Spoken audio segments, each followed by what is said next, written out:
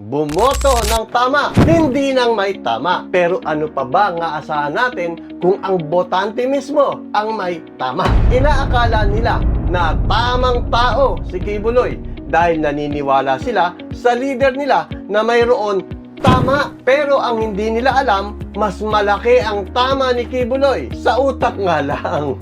Sukat pa naman na magkaroon ka ng patong-patong na kaso sa FBI ng child sex trafficking by force, fraud and coercion, conspiracy, and smuggling.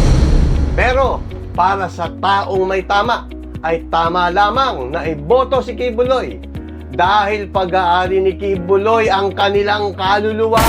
Paano ko kayo didebatehin yan na ako ang may-ari ng kaluluwa nyo? Ako ang may-ari ng sanlibutan kayo? Magdidebate ako sa inyong mga hunghang kayo? Sino kayo? Ano sa tingin ninyo?